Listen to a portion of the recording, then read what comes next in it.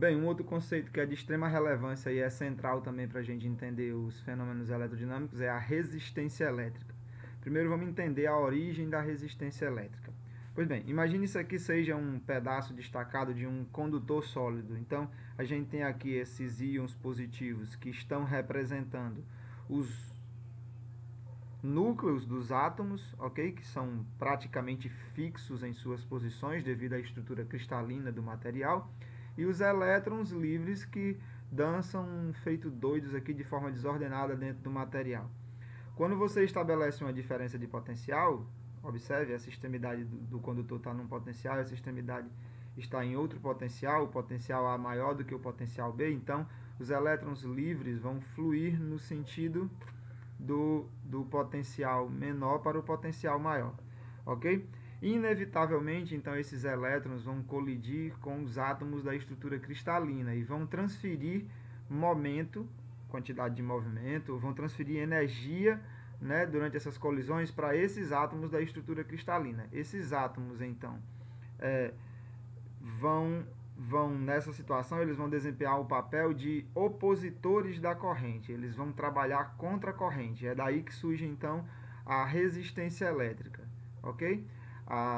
Esses átomos da estrutura cristalina, eles vão dificultar o movimento dos elétrons que aqui tentam se mover dentro do condutor em um sentido ordenado, de uma forma ordenada. Então a resistência elétrica surge disso.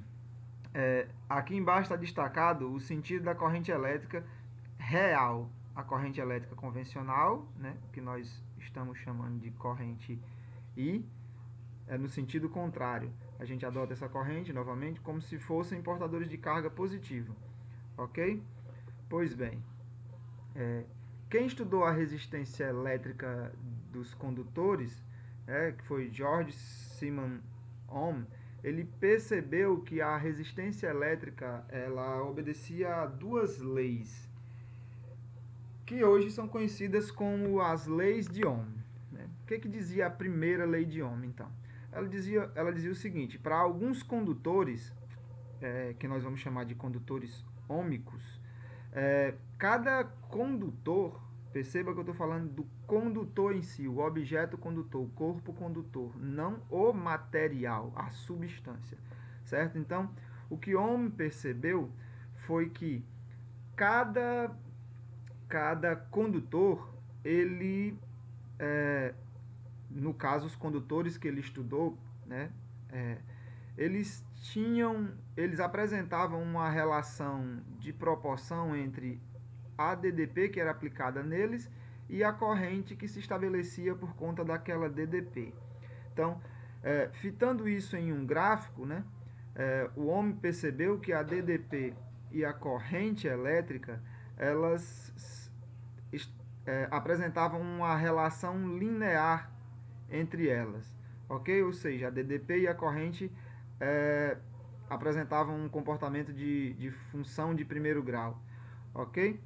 Então, existia ali uma característica que representava o condutor que era uma constante naquela situação. Essa característica foi o que ficou conhecida como resistência elétrica. Observe que, sendo isto aqui uma reta, em qualquer ponto que você fizer a razão entre a DDP e a corrente, vai dar um valor constante. Se um condutor então se comporta desse jeito, se a resistência dele for constante,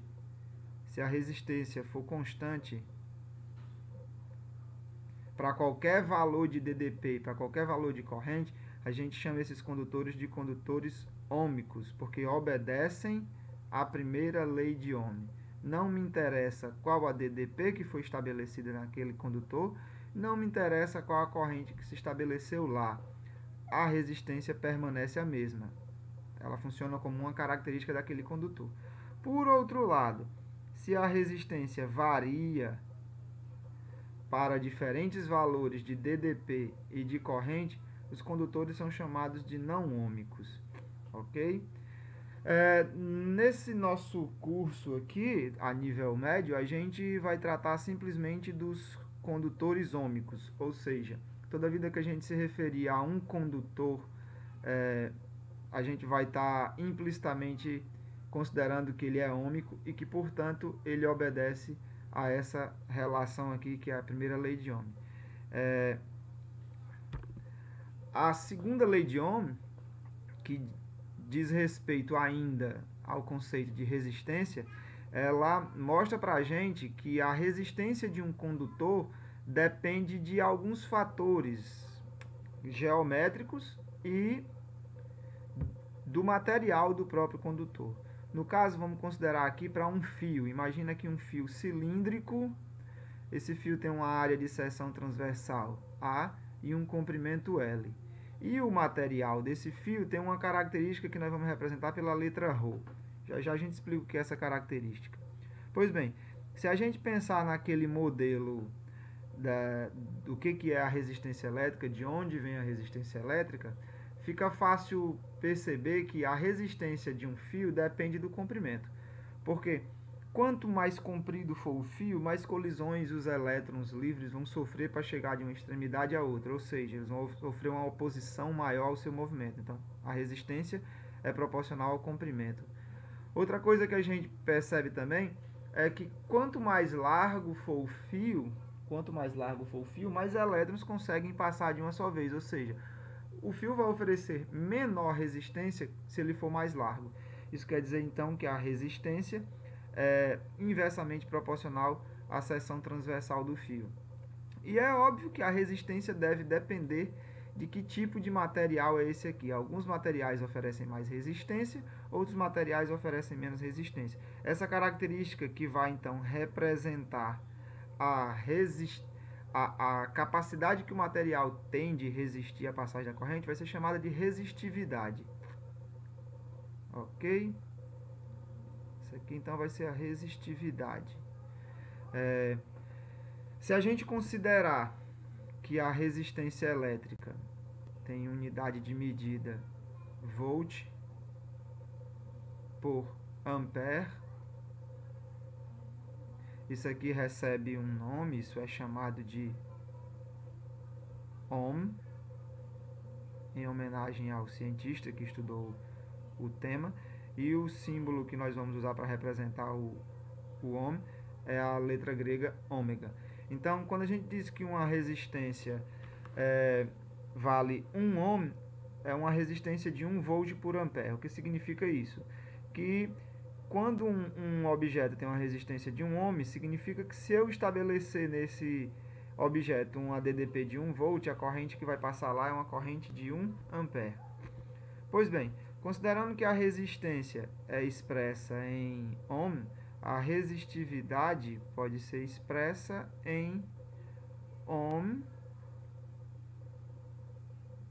vezes metro quadrado por metro, se estivermos usando unidades do sistema internacional. No entanto, como a espessura do fio geralmente é muito menor do que o comprimento do fio, é muito comum a gente encontrar unidades de medida nesse padrão aqui, tipo ohm milímetro quadrado por metro. E o que é que significa isso? O que é que significa um material que tem uma resistividade de 1 ohm milímetro quadrado por metro? É simples. A forma como a unidade de medida está escrita diz muita coisa. Quando eu digo que um material tem uma resistividade de 1 ohm milímetro quadrado por metro, eu estou dizendo o seguinte: se eu construir com esse material, um material que tem essa resistividade, se eu construir com esse material um fio que tem essa seção transversal e que tenha este comprimento, essa aqui vai ser a resistência que ele vai oferecer. Ok? Então é assim que a gente lê a unidade de medida de resistividade. É óbvio, vai ser muito comum também, uma questão de simplicidade, às vezes, isso aqui é escrito como ohmmetro. Isso não me diz muita coisa. Ler essa unidade de medida não me diz muita coisa. É só um produto de duas unidades de medida do sistema internacional. Eu prefiro quando a unidade de medida é escrita assim, porque ela me informa alguma coisa sobre a grandeza que eu estou trabalhando, no caso, resistividade. Ok?